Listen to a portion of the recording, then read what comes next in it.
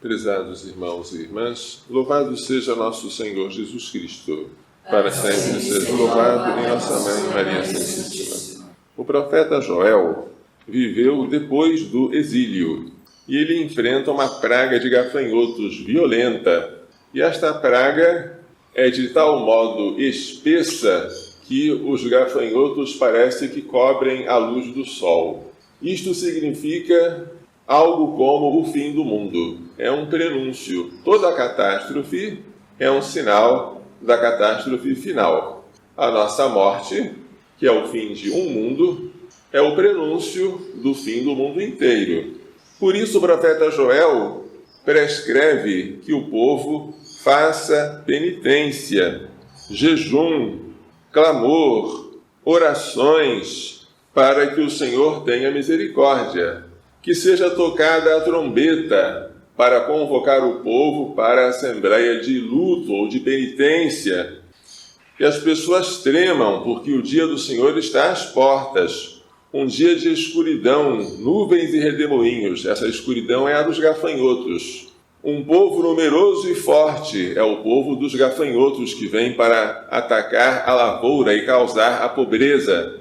Diante de qualquer calamidade, a nossa atitude deve ser sempre de olhá-la como um sinal. Se Deus permitiu esta destruição, esta tribulação, é o sinal da tribulação futura.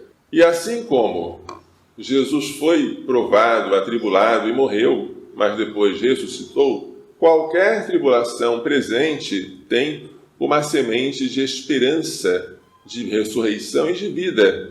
Por isso, o olhar nosso para as tribulações não é um olhar de desengano, mas um olhar de alegria no meio da dor. Esta é a boa nova do Evangelho. O Evangelho não nos veio tirar a cruz. Quem quiser vir após mim, tome a sua cruz.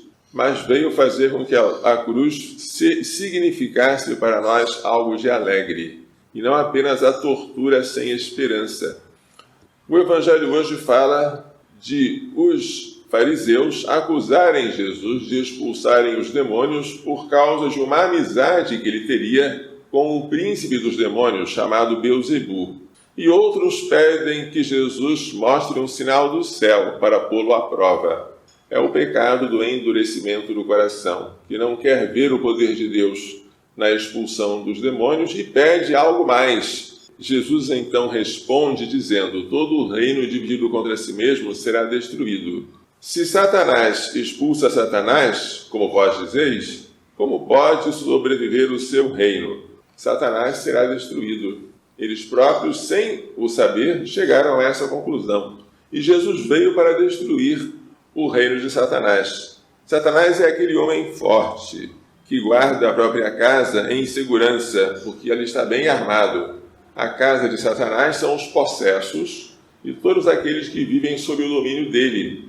Mas quando chega um homem mais forte do que ele, que é Jesus, vence-o, arranca-lhe a armadura na qual confiava e reparte o que sobrou.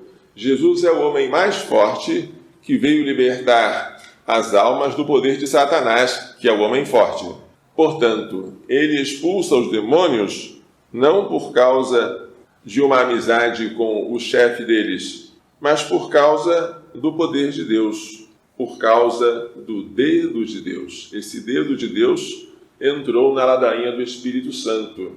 Depois, uma advertência. Expulsar o demônio é necessário, mas não é suficiente. É preciso uma grande vigilância para que ele não volte. Porque quando o espírito impuro sai de um homem, ele fica perambulando e perguntando a si mesmo: onde eu vou repousar? E não encontrando, ele diz: vou voltar para a casa de onde saí. E quando a chega, ele a encontra varrida, arrumada e, subentende-se, desprotegida, sem vigilância. E quando isso acontece, ele traz consigo outros 7 espíritos piores e se instalam lá. E o estado final do homem fica pior do que o de antes. Além de expulsar o demônio de nós, temos que fazer uma vigilância contínua para que ele não volte. Porque, como dizem os médicos, pior que a doença é a recaída. Vamos pedir a Maria Santíssima, Rainha dos Anjos, aquela que ajudou Jesus a esmagar a cabeça de Satanás, que nos faça entender e pôr em prática as lições desta liturgia. Louvado seja nosso Senhor Jesus Cristo. Para sempre seja louvado, e nossa Mãe, Maria Santíssima.